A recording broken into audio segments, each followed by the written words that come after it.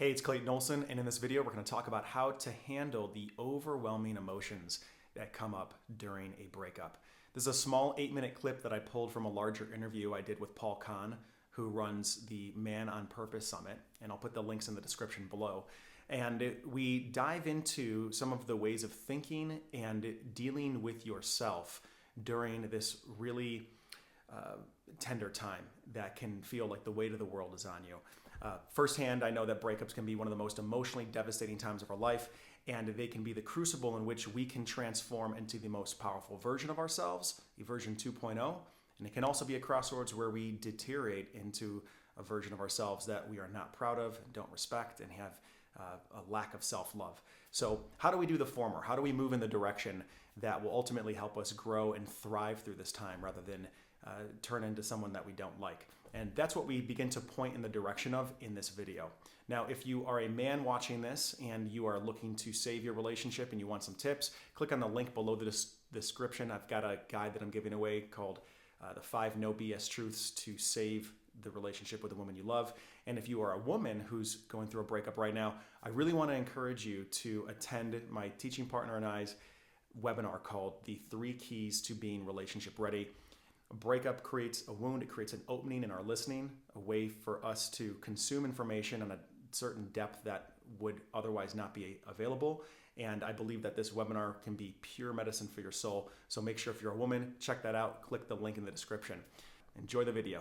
One thing that's kind of coming to mind is I often notice as well that as I have these conversations with a lot of men that are in this space, they are aware of the destructive patterns that you just talked about, or their behaviors of how it is not healthy in terms of the road that they're going down. Often I hear the "I can't help it" excuse. I'm gonna call it an excuse because it is, right? We are all able to be 100% responsible 100% of the time for how we show up in life. But yeah, at the same time, in that moment, it can seem like there's nothing, I can't do anything about it because it is more powerful than I am. What really brings about that thought pattern that those men have in those moments, and how do they break out of that? Yeah. Yeah. And when you say, I can't help it, what is it that they are saying typically that they can't help from your perspective? I think it's like, I can't help. I don't know how to deal with this loneliness.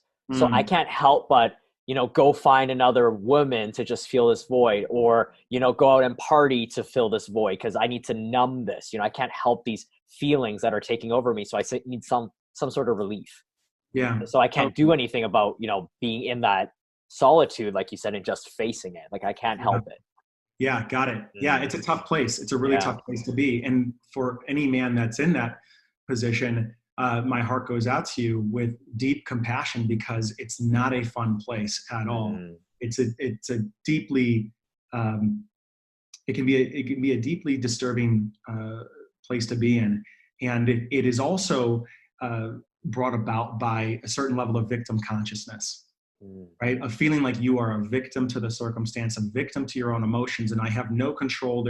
I can't help it. Like these emotions are happening. I can't deal with them. So therefore, now they're driving reactive behavior that it's ultimately destructive, right? So the first thing is to slow down and notice that that is what is happening, is that what you're saying is, I am unwilling to take responsibility for perhaps where I'm at right now and do the work necessary to align with my highest self, right? Avoid the drinking, avoid the womanizing, so we can be honest with it, so that we can actually come into integrity with it and say, okay, yeah, I'm at a place where I'm unwilling to take responsibility for it, rather than saying I can't help it. So it's just a small move on the ladder, right? Of coming to a place of self-responsibility and saying, yeah, I don't have it in me to take responsibility for this right now.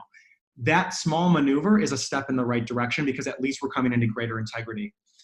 The other thing that I would advise in that situation is then to go off into the world and be incredibly mindful of what you're doing and just notice the deeper impact that perhaps womanizing or drinking or whatever it is that you are doing is having on you, and staying conscious throughout that process rather than checking out.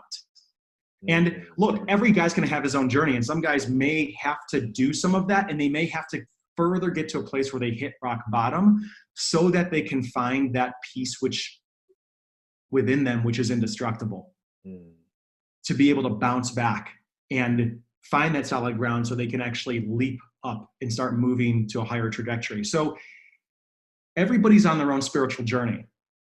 And the invitation would be to be very conscious of what you are doing and the impact it's having on the larger area of your life. And also, though, let's not further take that you might be doing these digressions as an opportunity to shame yourself, right? Can you have compassion for yourself that maybe you can't help it, right? If you have to go out and you end up womanizing a bit, rather than now feeling bad about yourself and making yourself feel even worse, can you say, okay, that's fascinating. Do I want to live my life this way? Okay, I got to check in with myself. This is disconnected. This is further perhaps divorcing me from me. I don't think I want to do that. But let's not use it as fuel to turn the volume up on even more accusations we have about our worthlessness in our mind.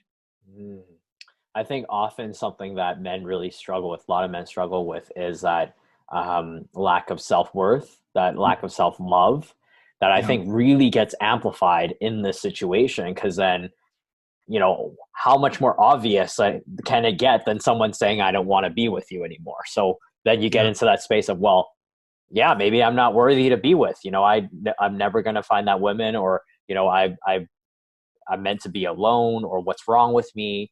And I think that piece around that self-compassion is so important and is not discussed enough with men, because we're often hard critics, and depending on the circle of men that we're also around, can be even louder and harsher critics of our character in that situation. It's not often where not as often where guys are actually coming to you with empathy and compassionate about the situation you're in. So that just really, I think, sometimes further amplifies it and makes it more difficult.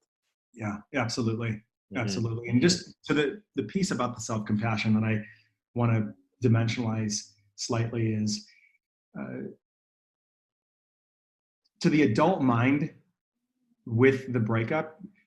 Look, unless you're thrown out on the street with no money and no food and no shelter, and now you've got a debilitating disease, most likely you're going to survive physically, right? You're going to be okay. And there's an adult part of your mind that knows that. The part of your mind that really questions whether you're going to be okay, that has you feel like this is an annihilating experience, is the younger little boy inside that feels completely abandoned and completely alone.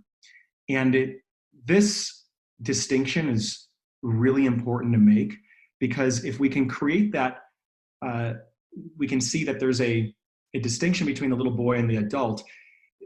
You can actually take time during the breakup to give yourself compassion by imagining giving that younger boy inside of you compassion.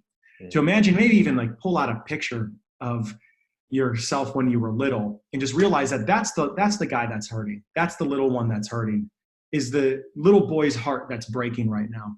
And if you can install and step more into the father role of that little boy inside of you, and give that little one compassion, it's a way that you can practice loving yourself that sometimes is more accessible and easy for someone to do, rather than just say, oh, I love myself. Because it's like, oh, how do I love myself?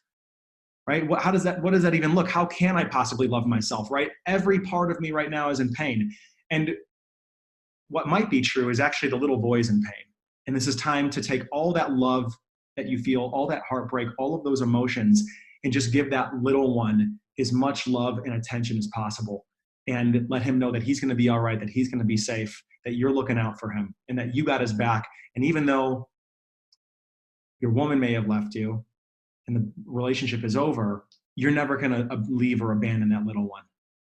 And just practicing that can start to create, it can soothe that feeling of abandonment. It can soothe that feeling of loneliness. It can serve as a model for you to continually take all of the love that's being